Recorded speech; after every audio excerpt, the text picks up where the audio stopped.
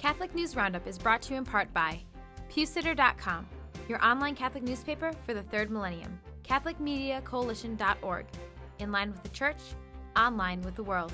And TheAmericanCatholic.com, politics and culture from a Catholic perspective.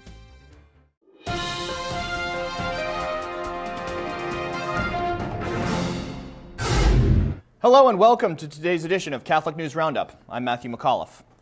Faultless French vote. France says no to legalizing homosexual marriage after a parliamentary vote preserved true marriage between one man and one woman. The French president, Nicolas Sarkozy, and his ruling Conservative Party played a major role in the lower house of Parliament, overwhelming the legislation proposed in the National Assembly by the rivaling Socialist Party in a vote of 293 to 222.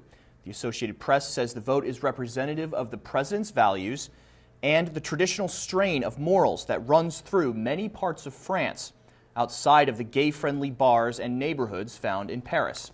Polls taken earlier this year by the publication Le Parisien says 63% of French citizens are in favor of legal same-sex marriage. Meanwhile, across the Atlantic pond in the United States, the dissenting Catholic governor of Washington State, Chris Gregoire, has signed the bill that will make Washington the seventh state to legalize homosexual marriage in the United States. Abortion ripoff. A 10-year employee of Planned Parenthood is blowing the whistle on America's abortion giant over an alleged multi-million-dollar billing scheme that utilized false records to steal government money. Karen Reynolds says it is the procedure of all 12 Planned Parenthood Gulf Coast locations to train their health center assistants, which was her position, to maximize billing revenue when the government is footing the bill through the Women's Health Program and Medicaid. According to her, employees were actually taken through PowerPoint presentations on how to most efficiently rip off taxpayer money through such transactions. The trial will not be held until April of next year, but if found guilty, Planned Parenthood will have to pay the government a lump sum representative of the money it has embezzled from taxpayers. Hopeful homeschoolers. A Swedish couple separated from their son for the past 3 years by the government for homeschooling their child are being allowed to hope that they might soon get their child back. In 2009, Dominic Johansson was forcibly taken from his parents at age 7 and placed in foster care, even though, according to Dominic's father, they were homeschooling him within the extremely limited confines of Swedish law on the issue. However, a separate case in the European Court of Human Rights is now ruling that children can be irreparably harmed if separated from their parents for too long.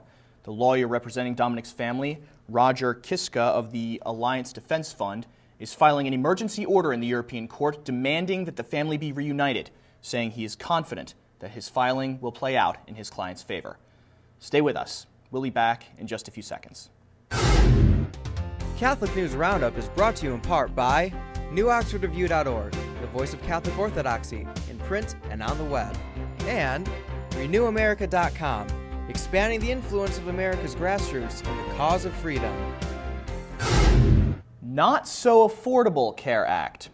Every single American is negatively impacted by Obamacare, according to former presidential candidate Michelle Bachmann in an address to the Conservative Political Action Conference. She says that socialized medicine will make health care more expensive than ever, and that there will be a denial of access to care as well. Meanwhile, her predictions are reflected in the economic projections for health care over the next year as preparations are made to carry out Obamacare.